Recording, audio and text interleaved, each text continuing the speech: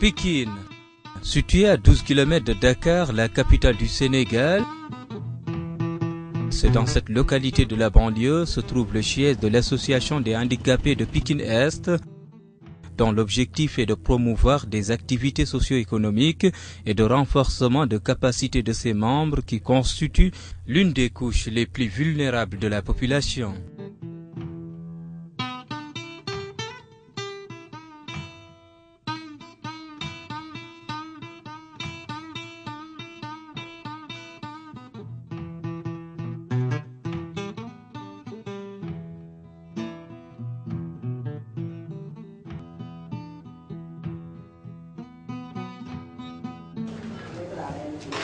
bu fekkee dafa gudd ba du mën a kii day jàppaale moom mooy dëggal affaire bi nekk ci machine bi moom mooy dëggal mooy yàq ci machine bi dañ koy def pour mën a def gis nga dafa dugg ba mu bu duggee ba mu day feeñ xam nga ñu ne ñawal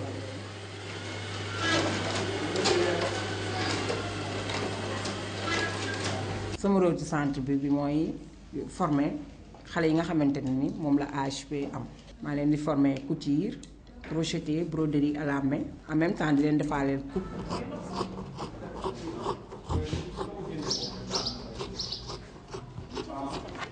Tout ceci a été réalisé par le biais d'un partenariat existant entre l'association des handicapés de Pikine-Est et Gilles Boss. Gilles Boss, qui est une organisation se trouvant en Belgique, qui nous appuie depuis 2007 pour la réalisation de ces activités.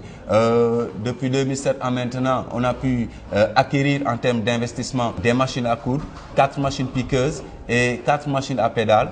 On a eu aussi à équiper notre bureau, notre permanence, en termes de matériel mobilier de bureau, en termes de matériel informatique. Dans ce centre, on y mène des activités, mais surtout des activités étant en rapport avec la situation même de ces handicapés. Nous avons la coupe couture qui ne nécessite pas beaucoup d'efforts, qui ne nécessite pas beaucoup de moyens. Une classe d'alphabétisation en braille pour les handicapés visuels. Et nous menons aussi des activités génératrices de revenus par le biais d'une caisse d'autofinancement où les gens viennent acheter des actions et ces actions en plus vont être redistribuées aux membres sous forme de crédit pour qu'ils puissent mener des activités. Et quand ils reviennent, ils vont rembourser ce crédit en même temps avec ses intérêts, mais les intérêts vont être redistribués à tous les membres.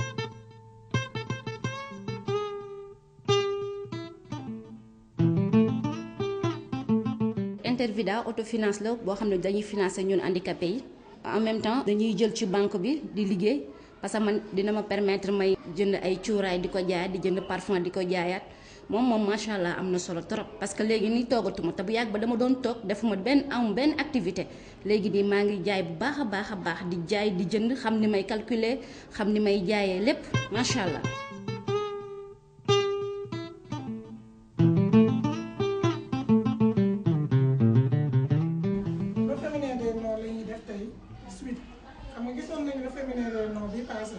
ban lettre lañ si doon yokk pour am le nom féminin.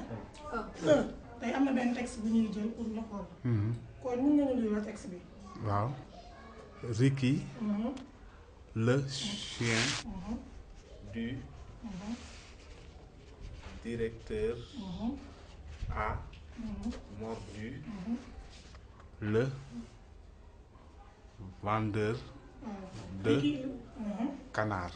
Ricky, le chien du directeur, a mordu le canard. A mordu le vendeur de canard. Léegi su ñuy calculer dañuy commencer par les unités. Par les unités kon lan ak lan ngay def Daouda. Lan ak lan ngay boole 1250 plus 1019. 1019. 1019. 1150. waaw plus 1019. 0 0 plus 9. 0 plus 9 égale combien? 9. Égale 9. J'écris 9. Oui, l'appui de Jules Boss m'a permis d'être aujourd'hui une éducatrice spécialisée en braille. Bon, j'ai plus de 20 élèves dans ma classe, mais de niveaux différents. Je suis aussi actuellement conseillère à la mairie. Mon association m'a désigné comme conseillère pour être auprès du maire pour mieux promouvoir leurs droits. Ce sont les handicapés physiques. On a de très bonnes relations. Chaque fin d'année, c'est moi qui préside leur cérémonie. Mais notre objectif, c'est d'aller par la coopération décentralisée et de trouver des partenaires et de les aider. Terre Nouvelle, c'est une ONG belge qui intervient dans la sécurité alimentaire, surtout en milieu rural. Et Pikine, c'est l'un de nos rares projets qui travaille avec des populations urbaines. C'est un partenariat très important pour Terre Nouvelle parce que la problématique des handicapés, c'est une autre question qui est souvent très peu traitée dans le cadre de beaucoup de projets. Donc pour nous, c'est une occasion à rêver de montrer à tous nos partenaires qu'il est possible, en bâtissant un partenariat de la sorte avec une organisation de handicapés notamment, de les appuyer à s'insérer dans la vie de tous les jours. C'est un programme de 2500 € environ par année, un budget relativement modeste qui permet à l'organisation de, tant soit peu, développer certaines activités très importantes. En réalité, c'est un projet qui rentre dans un programme beaucoup plus global et nous ne faisons pas la distinction entre le budget exclusivement donné par le bailleur de fonds pour AHPE et le budget global du programme Pikine Anvers Daouda. Je profite de l'occasion pour dire au chef de l'État, le président de la République et tous les ministères qui sont là, vraiment de les aider. Et très prochainement, nous allons recruter un assistant de programme qui va travailler de façon très rapprochée avec AHPE.